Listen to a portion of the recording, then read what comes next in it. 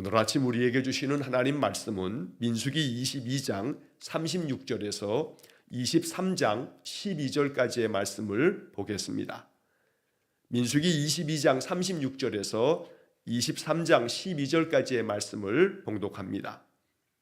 발락은 발람이 온다 함을 듣고 모압 변경의 끝 아르논가에 있는 성읍까지 가서 그를 영접하고, 발락은 발람에게 이르되 내가 특별히 사람을 보내어 그대를 부르지 아니하였느냐? 그대가 어찌 내게 오지 아니하였느냐? 내가 어찌 그대를 높여 존귀하게 하지 못하겠느냐? 발람이 발락에게 이르되 내가 오기는 하였으나 무엇을 말할 능력이 있으리이까? 하나님이 내 입에 주시는 말씀 그것을 말할 뿐이니이다. 발람이 발락과 동행하여 기럇 후솥에 이르러서는 발락이 소와 양을 잡아 발람과 그와 함께한 고관들을 대접하였더라. 아침에 발락이 발람과 함께하여 그를 인도하여 바알의 산당에 오르매 발람이 거기서 이스라엘 백성의 진 끝까지 보니라. 발람이 발락에게 이르되 나를 위하여 여기 제단 7을 쌓고 거기 수송아지 7마리와 순양 7마리를 준비하소서 하매, 발락이 발람의 말대로 준비한 후에 발락과 발람이 제단에 수송아지와 순양을 드리니라. 발람이 발락에게 이르되 당신의 번제물 곁에 서소서. 나는 저리로 가리이다. 여호와께서 혹시 오셔서 나를 만나시리니 그가 내게 지시하시는 것은 다 당신에게 알리리이다 하고 언덕길로 가니 하나님이 발람에게 임하시는지라. 발람이 아뢰되 내가 7제단을 쌓고 각 제단에 수송아지와 순양을 드렸나이다. 여호와께서 발람의 입에 말씀을 주시며 이르시되 발락에게 돌아가서 이렇게 말할지니라. 그가 발락에게로 돌아간즉 발락과 모압의 모든 고관이 번제물 곁에 함께 섰더라. 발람이 예언을 전하여 말하되 발락이 나를 아람에서 모압 왕이 동쪽 산에서 데려다가 이르기를 와서 나를 위하여 야곱을 저주하라, 와서 이스라엘을 꾸짖으라 하도다. 하나님이 저주하지 않으신 자를 내가 어찌 저주하며 여호와께서 꾸짖지 않으신 자를 내가 어찌 꾸짖으랴. 내가 바위 위에서 그들을 보며 작은 산에서 그들을 바라보니 이 백성은 홀로 살 것이라. 그를 여러 민족 중에 하나로 여기지 않으리로다. 야곱의 티끌을 누가 능히 세며 이스라엘 4분의 1을 누가 능히 셀고, 나는 의인의 죽음을 죽기 원하며 나의 종말이 그와 같기를 바라노라 하매, 발락이 발람에게 이르되 그대가 어찌 내게 이같이 행하느냐? 나의 원수를 저주하라고 그대를 데려왔거늘 그대가 오히려 축복하였도다. 발람이 대답하여 이르되 여호와께서 내 입에 주신 말씀을 내가 어찌 말하지 아니할 수 있으리까? 아멘. 자, 어제 말씀에 이어서 이제 저 메소포타미아 지역에 있는 주술사 발람을 이 모압 왕 발락이 더 높은 고관들을 보내서 그를 데려옵니다. 모셔온다 하는 말이 맞을 정도로 아주 융숭한 대접과 함께 그에게 많은 것들을 약속하면서 발람을 데려왔던 겁니다. 이유는 이스라엘 백성들을 저주하라는 겁니다. 여러분, 예전에 사극을 보게 되면 궁중에서 후궁들이 암투를 벌이거나 막 이럴 때 그저 사람 모양의 이렇게 집을 만들어서 인형처럼 만든 다음에 주술적인 행위를 할 때, 그래서 자기의 어떤 상대가 되는 그 원수, 다른 그 여인을 위해서 그를 저주하기 위해서 이렇게 인형처럼 만들어 놓은 곳에다 바늘 같은 것을 계속 이렇게 막 꼽아 놓는 그런 장면들을 종종 보게 됩니다. 이제 그렇게 되면 그렇게 그 인형을 만들어 놨던 그 본인 당사자가 굉장히 몸에 큰 병을 앓거나 고통을 겪게 되어지는 그런 장면들을 우리가 종종 보게 됩니다. 자, 고대인들에게 있어서는 예전 과거 이전 시대에는 이렇게 어떠한 용한 능력을 가지고 있는 그런 사람이 저주를 하게 되면 그 저주가 실제로 이루어진다라고 하는 생각이 아주 깊은 시대를 옛날 사람들은 살았던 겁니다. 오늘날 이 과학의 시대에는 그러한 사고, 그러한 생각을 갖지 않습니다만 그러나 옛날 사람들은 그것을 굉장히 진실로 믿었던 것입니다. 자, 그래서 모압 왕 발락도 이 발람을 청해서 워낙 저 바벨론 지역에 아주 유명한 그런 주술사이기 때문에 그가 저주하면 그대로 되더라 라고 하는 소문이 이 서쪽에 있는 이 팔레스타인 지역에 바로 이 모압 땅까지 들렸기 때문에 그를 이렇게 많은 것들을 제공하면서 데려왔던 겁니다. 자, 오늘 본문의 말씀에 보면 이제 이 발람이 찾아오자 그를 아주 융숭하게 대접합니다. 40절까지의 말씀이 이제 그를 대접하는 그런 이야기가 나오는데, 먼저 36절에 보게 되면 자, 이 모압 왕 발람이 온다 하는 소리를 듣고 이 모압 땅의 경계선에 있는 저 아르논 강가에 있는 그 성읍에까지 맞이하러 나갑니다. 그래서 36절 마지막에 보면 가서 그를 영접하고 얼마나 극진한 마음으로 그를 모셔오는지를 나타내 보이기 위해서 왕이 직접 이 발람을 찾아 나가서 자기 나라의 그 국경에까지 나가서 그를 영접했던 겁니다. 자, 37절 말씀 보면 발락이 발람에게 이렇게 이야기합니다. 내가 특별히 사람을 보내서 그대를 부른 것이 아닙니까? 그런데 왜 처음부터 오지 않으려고 했습니까? 라고 이렇게 정중하게 묻습니다. 내가 어찌 그대를 더 높여서 존귀하게 하지 않겠습니까?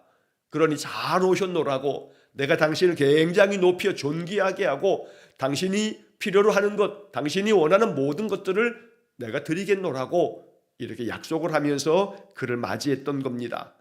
자, 그와 반해서 38절의 말씀에서 발람은 이 모압 왕 발락에게 이렇게 대답을 합니다. 내가 오기는 했지만 내가 무엇을 말할 능력이 있겠는가? 라고 말합니다. 그는 저 메소포타미아 지역의 아주 유명한 주술사입니다. 그가 저주하면 저주가 이루어진다는 소문이 자자한 사람입니다. 갑자기 그가 겸손해진 게 아닙니다.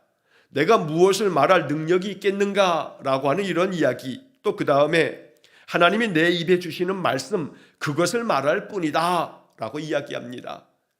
이 발람이 하나님 믿는 사람이 아닙니다.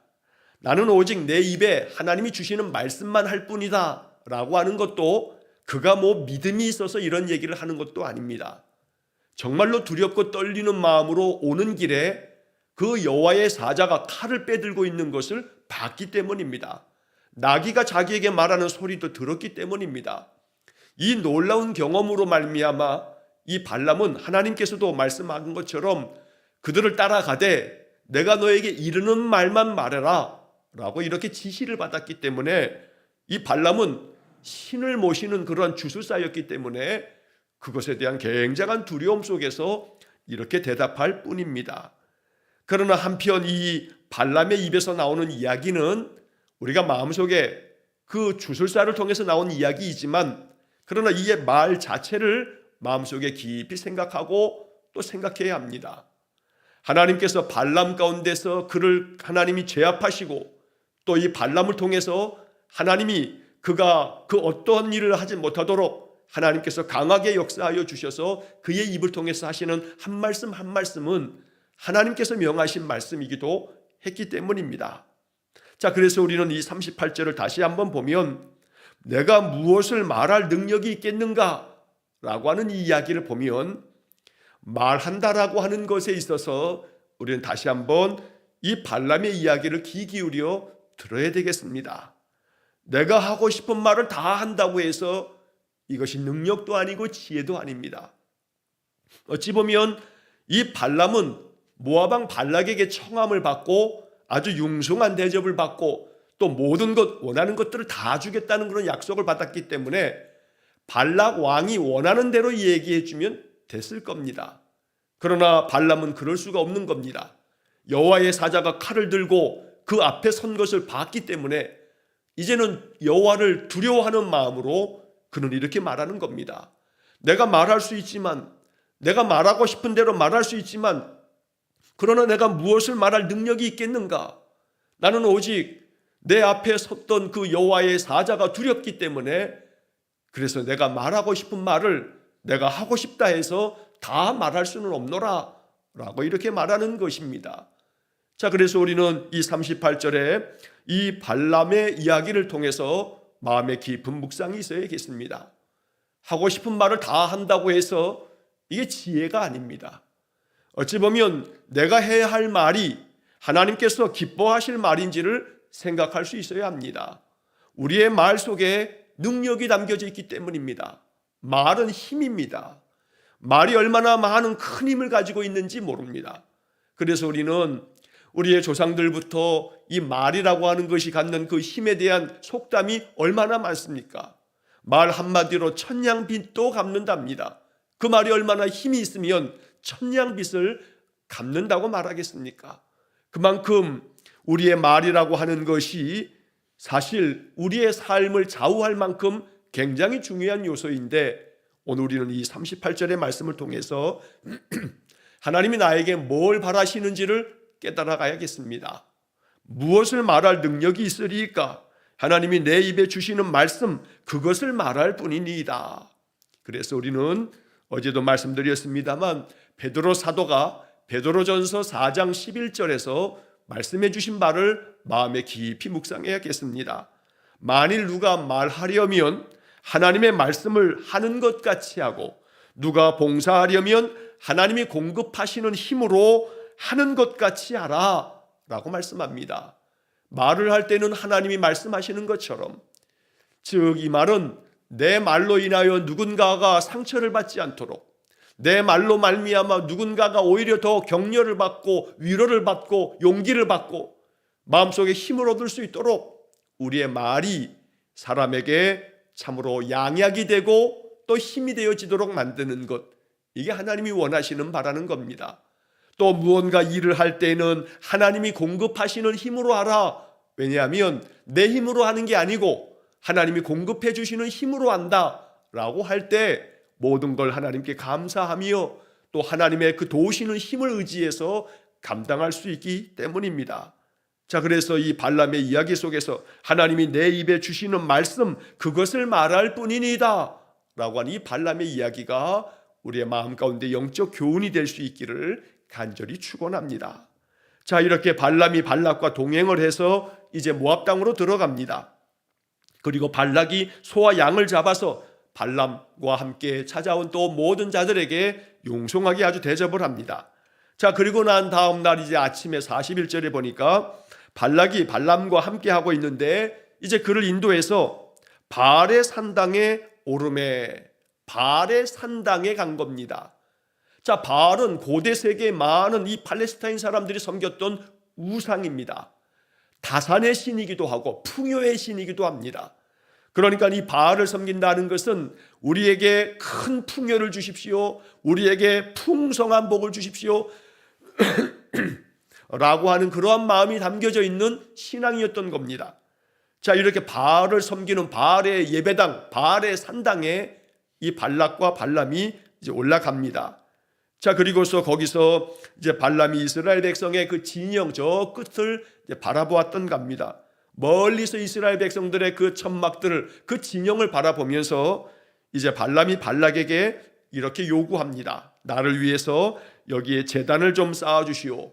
7제단을 쌓고 거기에 수송아지 7마리와 순양 7마리를 준비해 주시오 라고 요청합니다. 7개의 제단에다가 수송아지와 순양 7마리씩, 그래서 각각의 제단에 수송아지, 순양 1마리씩을 이제 번제로 그에게 그가 섬기는 그 신에게 바치겠다는 겁니다. 물론 여기서는 이스라엘을 저주해야 하는 것이기 때문에 그 뒤에서 나옵니다만, 이 발람이 하나님 앞에 마치 제사하는 것처럼 그렇게 묘사가 되어져 있습니다. 그러나 여기서 또 한 번 우리가 알아야 할 것은 이 발람은 하나님 섬기는 자가 아닙니다. 하나님의 제사장도 아니고 선지자도 아닙니다. 그는 다만 온갖 세상의 신들을 다 모시면서 그 신들을 불러다가 그 어떠한 주술적인 행위를 하는 그런 무당에 불과합니다. 간혹 우리가 어떤 설교를 듣거나 어떤 글을 보다 보면 발람 선지자라고 이렇게 명칭하는 소리를 듣게 될 수도 있습니다.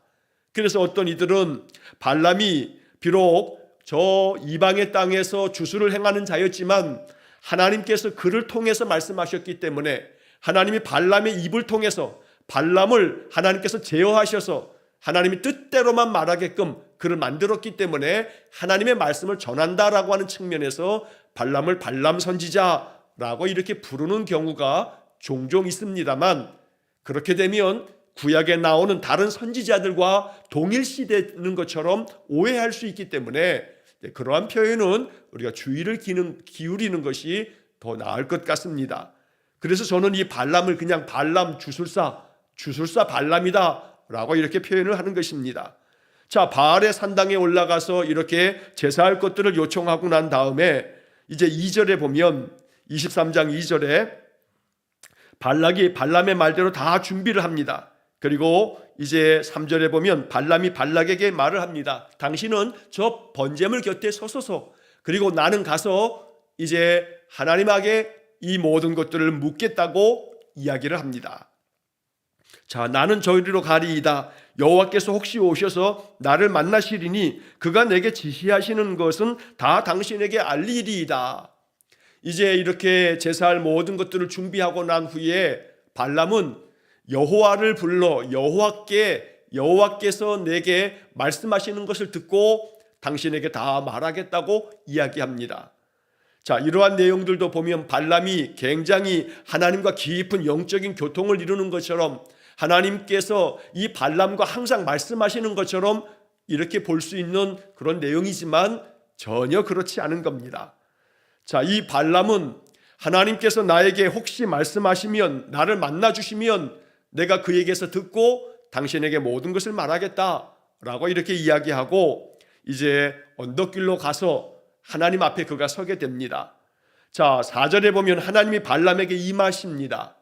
여기 이 4절의 말씀에서 하나님이 발람에게 임하시는 것은 발람이 하나님의 마음에 합당한 사람이기 때문에 그를 통해서 하나님의 뜻을 이루시려고 하는 하나님의 선한 그런 목적이 아니라, 악한 자이지만 저 우상을 섬기는 주술사에 불과하지만, 그러나 이 모압 왕 발락이 발람을 청해서 이스라엘을 저주하라고 했기 때문에 하나님께서 이 발람을 강하게 제어하셔서 발람의 입을 통해서 저주가 아닌 축복이 나오도록 하려고 지금 발람에게 이렇게 하나님께서 역사하고 계시는 것입니다. 자, 그래서 4절에 보면 발람이 이제 하나님 앞에 이렇게 아뢰입니다. 내가 7 제단을 쌓고 각 제단에 숫송아지와 순양을 드렸습니다. 내가 하나님을 위해서 이렇게 제물을 바쳤습니다 라고 이렇게 말하는 겁니다. 그 당시 모든 주술사들이 그런 것처럼 신을 부르기 위해서는 많은 것들을 준비하여 그 음식을 신이 받으라 라고 이렇게 합니다. 무당들이 구슬하게 되면 그 구판에다가 뭐 돼지 대가리뿐만 아니라 온갖 음식들을 잔뜩 차려놓고 그러면서 신을 부릅니다. 그러면 그 신이 그에게 찾아와서 그에게 말씀을 한다고 그들은 그렇게 주술적인 행위를 하는 것입니다. 여기 4절의 말씀이 꼭 그와 같은 겁니다. 발람은 그냥 하나님이라고 하는 그 신도 모든 세상의 많은 신들 가운데 그냥 하나라고 생각하면서 이렇게 내가 하나님을 위해서 이런 제물을 바쳤으니 내게 이제 말씀해 달라고 이렇게 요구하는 그런 주술적인 행위처럼 그가 하고 있을 뿐이지, 그가 하나님에 대한 창조주 하나님, 전능하신 그 하나님에 대한 믿음이 그 마음속에 있기 때문에 이렇게 이야기하는 것이 아니라는 점을 우리가 꼭 계속 기억하고 있어야겠습니다. 자, 5절 말씀에 여호와께서 발람에게 말씀하십니다. 그 발람의 입에 말씀을 주시면서 이것을 발락에게 가서 얘기하라 라고 이렇게 이야기하십니다. 자, 우리는 이 5절의 표현도 다시 한번 읽어보면 여호와께서 발람의 입에 말씀을 주시며 이르시되, 발람의 입에 말씀을 주십니다. 그리고 그 말씀을 발락 왕에게 가서 말하라는 겁니다. 내가 너의 입에 담아준 말을 전하라 라고 이야기하는 겁니다. 오늘 우리는 다시금 이 말씀 속에서도 영적 교훈을 얻는 것입니다. 하나님이 내 입에 담아주신 말씀, 하나님이 나로 하여금 항상 말씀을 듣게 하고 말씀을 읽게 하시고 또 그 말씀 묵상하면서 내 마음속에 깨닫게 해주시는 하나님의 선한 말씀들, 이것이 내 입에 담겨졌으니, 이 말씀을 내게 주셨으니 이것을 가서 이야기하고 이 말씀 가지고 전할 수 있는 그런 삶을 살아가는 것, 이것이 하나님께서 오늘 이 발람의 이야기를 통해서 우리에게 명하시는 하나님 명령이라는 것입니다. 자, 그래서 이제 발람이 발락에게 돌아가서 하나님께서 자기의 입에 담아주신 말씀들을 이제 쭉 전하게 됩니다. 자, 7절의 말씀부터 10절까지 이어지는 말씀들이 이제 발람이 발락에게 이야기하고 있는 겁니다. 자, 먼저 6절에서 그가 발락에게로 돌아간즉 발락과 모압의 모든 고관이 번제물 곁에 함께 섰더라. 발람이 예언을 전하여 말하되, 예언을 전했다라고 말합니다. 여기서 예언이라고 하는 것은 바로 좀 전에 우리가 5절 말씀에서 본 것처럼 여호와께서 발람의 입에 말씀을 주시며 이르시되, 입에다가 말씀을 주셨습니다. 그 말씀을 전하는 것이 바로 예언이라는 겁니다. 하나님이 내게 내 입에 맡겨주신 말씀을 전하는 것이 예언입니다. 그래서 제가 종종 예언이라고 하는 말씀을 할 때마다 그 예자가 두 가지 의미로 사용되어질 수 있다 하는 말씀을 드리곤 했습니다. 그 예자의 하나는 미리 예자, 또 하나는 맡길 예자. 미리 예자로서 쓰면 그 예언은 앞날에 되어질 일들을, 앞으로 이런 일이 펼쳐질 거다라고 하는 미래의 일을 이야기하는 것처럼 그렇게 들려지는 예언이 있습니다. 그래서 앞으로 하나님께서 이렇게 일을 이렇게 진행하실 것이라, 하나님께서 이렇게 하실 것이라 라고 하는 미래의 일들을 이야기하는, 미리 이야기하는, 이게 미리 예자를 쓰는 예언이 하나가 있고, 또 하나는 맡길 예자, 우리가 은행에다가 예금을 맡긴다, 예금을 한다 라고 하는 것처럼 돈을 맡기는 것이 예금입니다. 마찬가지로 하나님께서 우리에게 하나님의 말씀을 맡기신 겁니다.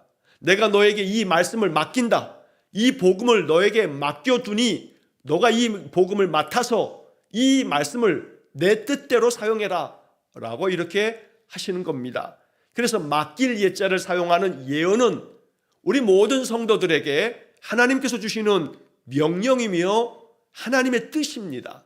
하나님이 나에게 맡겨주신 말씀, 그래서 내가 이 말씀으로 인해서 마음 가운데 감동을 받고 은혜를 받고 위로를 받고 용기를 받는, 내 마음 가운데 마음에 깊이 와닿는 아주 소중한 말씀들은 하나님이 내게 맡겨주신 겁니다. 내 입에 담아주신 겁니다. 그것을 전하라는 겁니다. 이야기하라는 겁니다. 내 마음 가운데 은혜로웠던 말씀을 이야기하는 것, 이게 바로 예언인 것입니다. 자, 이렇게 발람은 비록 이방의 주술사에 불과하지만 하나님께서 강하게 그를 역사하셔서 그의 입을 통해서 하나님의 말씀을 전하게 되는 것입니다. 자, 7절 말씀서부터 보면 발락이 나를 아람에서 모압 왕이 동쪽 산에서 데려다가 이르기를 와서 나를 위하여 야곱을 저주하라, 와서 이스라엘을 꾸짖으라, 이렇게 하는도다. 자, 그런데 하나님이 저주하지 않으신 자를 내가 어찌 저주하며 여호와께서 꾸짖지 않으신 자를 내가 어찌 꾸짖으랴. 자, 이 8절의 말씀에서 이제 발람은 이스라엘을 저주하라고 당신 발락 왕이 나를 불렀지만 하나님이 저주하지 않은 자를 내가 어찌 저주할 수 있겠는가? 하나님이 꾸짖지 않은 자를 내가 어찌 꾸짖을 수 있는가? 라고 이렇게 하나님이 그의 입에 담아주신 말씀을 발락 왕에게 많은 고관들 앞에서 이렇게 지금 말하고 있는 것입니다. 자, 9절의 말씀에 내가 바위 위에서 그들을 보며 작은 산에서 그들을 바라보니 이 백성은 홀로 살 것이라, 그를 여러 민족 중에 하나로 여기지 않으리로다. 자, 이 9절의 말씀은 우리가 이제 이렇게 이해해야 합니다. 자, 지금 바알의 산당 높은 곳에서 저 이스라엘 진영을 멀리서 이제 바라봅니다. 그러면서 그 백성을 바라보면서 이 발람은 그들을 이렇게 말합니다. 이 백성은 홀로 살 것이라. 자, 여기서 홀로 살 것이라 라고 하는 것은 뭐냐면 이 백성은 다른 민족에 의해서 그저 저주를 받거나 침략을 당하거나 혹은 다른 백성들에 의해서, 다른 민족에 의해서 휘둘려지는 그런 민족이 아니고 오직 하나님께서 그들을 함께 하심으로 그들 민족은 한 민족으로서 당당하게 살아갈 그런 민족이라 라고 하는 의미를 갖는 겁니다. 쉬운 성경은 이렇게 번역합니다. 그들은 홀로 사는 백성이요, 그러니까 홀로 사는 백성이다 라고 하는 이 말은 그들은 하나님이 그들과 함께 하심으로 그 어떤 나라들에 의해서 의지하는 나라가 아닌 홀로 단독적으로 당당하게 서는 그런 나라이고, 그를 여러 민족 중에 하나로 여기지 않으리로다 라고 하는 것은 그들 자신도 다른 민족들하고 똑같이 여기지 않고 여러 민족 중에 우리가 하나다 라고 생각지 않고 우리는 하나님 앞에서 특별한 민족이다 라고 생각하는 사람들이다 라고 이렇게 말해주고 있는 겁니다. 쉬운 성경에서 그 뒷부분의 번역을 이렇게 번역합니다. 다른 나라들과는 다르다고 생각하는 백성이다 라고 번역합니다. 그러니까 이스라엘 사람들은 자기 자신들을 다른 나라와 똑같다 생각하지 아니하고 다른 나라들과는 다르다고 생각하는 그런 민족이다 라고 지금 발람이 발락에게 이스라엘 민족에 대해서 이렇게 이야기해주고 있는 것입니다. 자, 이렇게 이스라엘 백성들은 선민의식, 출애굽기 19장에 나와 있는 것처럼 우리는 모든 민족들 중에서 하나님이 하나님의 소유로 삼아주셨고 제사장 나라로 삼아주셨고 거룩한 백성으로 삼아주셨던 그런 택함받은 민족이라 라고 하는 의식이 충만한 민족이라고 이렇게 이스라엘 백성들은 스스로를 생각했고 발람도 지금 그 얘기를 하고 있는 겁니다. 자, 10절에서 야곱의 티끌을 누가 능히 세며 이스라엘 4분의 1을 누가 능히 셀고 나는 의인의 죽음을 죽기 원하며 나의 종말이 그와 같기를 바라노라. 자, 이스라엘 백성들을 바라보면서 이제 이 발람은 저 이스라엘 민족을 보시오. 그 이스라엘 그 야곱의 티끌을 누가 능히 세겠는가? 이스라엘 백성들의 숫자가 굉장히 많다는 것을 말하고 있는 겁니다. 티끌같이 많은 그런 이스라엘 민족을 보라는 겁니다. 누가 능히 저들을 세겠느냐라고 말하는 겁니다. 여기 이스라엘의 4분의 1이라고 되어 있는데 이스라엘 백성들이 가장 중앙에 성막을 두고 동쪽과 서쪽 또 남쪽과 북쪽으로 이렇게 네 방향으로 이스라엘 지파들이 세 지파씩 이렇게 진영을 짜서 포진하고 있습니다. 그래서 이 이스라엘의 4분의 1이라고 하는 것은 어느 한쪽, 동쪽이면 동쪽, 남쪽이면 남쪽 한 진영을 바라보면 이스라엘의 4분의 1만 보더라도 그 숫자가 상당히 많으니 누가 셀 수 있겠는가? 라고 말하는 겁니다. 그리고 이제 10절 하반절에서 이 발람은 자기의 마음의 소망도 담아서 이야기합니다. 나는 의인의 죽음을 죽기 원하며 나의 종말이 그와 같기를 바라노라. 나는 의로운 자로 인정받으며 죽기를 원한다 말하는 것입니다. 자, 이 말은 여호와의 사자가 칼을 빼들고 자기 앞을 가로막았던 그것을 직접 눈으로 경험했기 때문에 내가 비참하게 죽임당하는 게 아니라 의로운 자로 인정받으며 죽음을 당하기 원한다. 그렇게 내가 죽어가기를 원한다. 내 종말이 의롭게 이제 마지막을 마칠 수 있기를 원한다. 이렇게 지금 자기 자신에 대해서도 말하는 겁니다.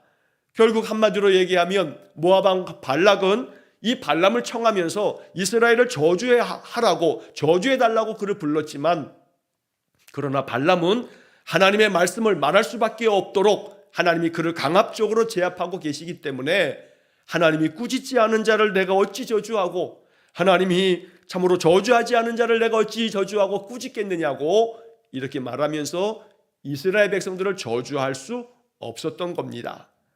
이스라엘 백성을 저주해달라 했지만 발람이 이스라엘 백성들을 저주하지 않은 게 아니고 저주할 수가 없었던 겁니다. 하나님이 막으시고 계시기 때문입니다. 하나님 앞에서 이 두려움 가운데 하나님을 경험했던 이 발람은 결코 이스라엘을 저주할 수가 없었던 겁니다. 그만큼 하나님께서 이스라엘 백성들을 지키시고 보호하고 계시는 겁니다. 결코 누구도 이스라엘을 저주할 수 없도록 하나님 그렇게 만드신 겁니다. 그래서 마지막 11절 12절에서 발락이 발람에게 말합니다. 나의 원수를 저주하라고 그대를 데려왔는데 오히려 이렇게 축복을 하느냐라고 말할 때 발람이 대답을 합니다. 여호와께서 내 입에 주신 말씀을 내가 어찌 말하지 아니할 수 있으리까? 참 아주 유명한 말입니다. 하나님께서 내 입에 주신 말씀을 내가 어찌 말하지 아니할 수 있겠는가? 바로 이것이 발람의 입에서 나온 말이지만 하나님께서 발람에게 역사하셔서 하시는 말씀들입니다. 그래서 이 발람에게서 나오는 이 말들을 우리가 마음속에 깊이 묵상해야 되는 것입니다. 여호와께서 내 입에 주신 말씀을 내가 어찌 말하지 아니할 수 있는가? 오늘 이것이 우리의 고백이 될 수 있어야겠습니다. 하나님께서 내 마음속에 깨닫게 해주신 말씀을 내가 어찌 말하지 않을 수 있겠는가? 하나님께서 내 마음을 위로해 주신 말씀을 내가 어찌 전하지 않을 수 있겠는가? 그래서 늘 내게 주시는 말씀을, 내 입에 주신 이 말씀을 내가 어찌 말하지 않겠는가? 전하지 않겠는가? 바로 이렇게 발람처럼 행하는 삶이 하나님 백성의 삶이 된다는 것입니다. 그러므로 하나님 내게 주시는 말씀을, 내 마음에 하나님 주시는 그 위로와 소망의 말씀들을 다른 사람들에게 계속 전할 수 있는 그런 용기와 그런 믿음이 우리 안에 충만해지기를 주의 이름으로 간절히 축원합니다. 기도하겠습니다. 사랑과 자비가 풍성하신 하나님, 발락 왕은 이스라엘을 저주하라고 발람을 불렀지만 하나님께서 이 발람을 제어하셔서 그의 입을 통해서도 하나님의 말씀을 전하도록 하나님 그렇게 역사하고 계시니 하나님 이 말씀들을 통해서 우리가 깊은 영적 깨달음으로도 하나님께서 내 입에 주신 말씀을 내가 어찌 말하지 아니할 수 있겠는가? 늘 이렇게 고백하면서 주님 내게 주신 약속의 말씀, 주님 내 마음에 주신 위로의 말씀, 내 마음에 용기를 북돋아 주신 희망의 말씀들을 하나님 내가 전할 사람들에게 늘 전할 줄 아는 그러한 용기를 우리에게 허락해 주시고 그럴 때 하나님의 역사가 나타나도록 하나님 은혜를 베풀어 주옵소서. 오늘도 한날의 삶을 주님께 의탁합니다.